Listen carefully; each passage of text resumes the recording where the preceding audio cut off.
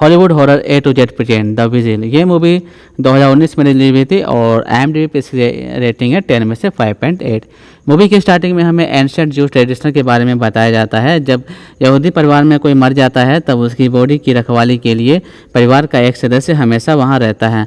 वो उसकी बॉडी को अकेला छोड़ के नहीं जा सकते हैं। यहूदियों का ऐसा मानना है कि अगर मृतक के पास कोई नहीं रहेगा तो बुरी शक्तियाँ मृतक के शरीर में हावी हो जाएगी। अगर परिवार का कोई सदस्य ये काम नहीं करता है तब ये लोग पेट सोमर बुलाते हैं जो ये काम को करता है जब तक कि उसका अंतिम संस्कार ना हो जाए। इस प्रक्रिया को वो लोग द विजिल कहते हैं।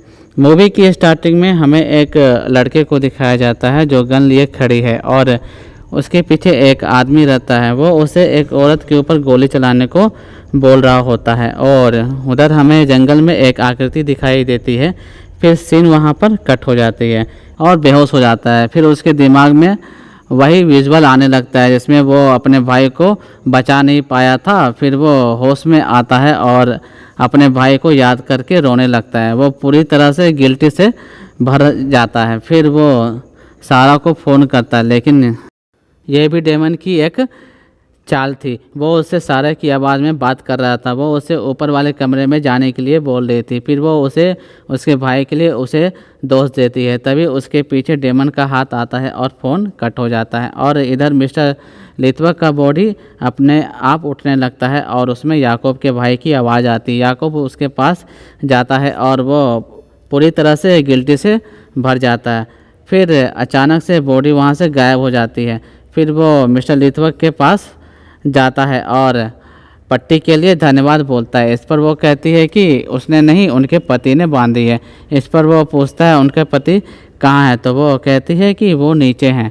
याकूब अब डेमन से लड़ने का फैसला कर लेता है।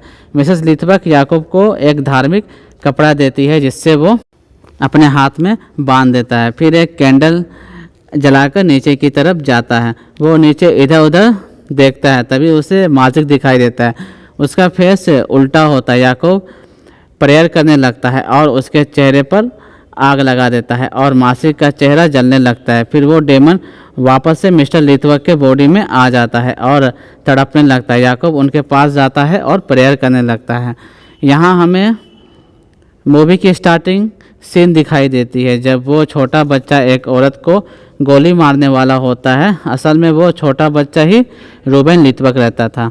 जब वो गोली मारता है और गिल्टी से भर जाता है तभी माजिक उनके बॉडी पर कब्जा कर लेता है। लेकिन अब माजिक उनकी बॉडी और वो घर को छोड़कर जा चुका होता है। फिर मॉर्निंग हो जाती है और उसका कज़िन सोलम भी वहाँ आ जाता है और वो उसे पैसे दे देता है।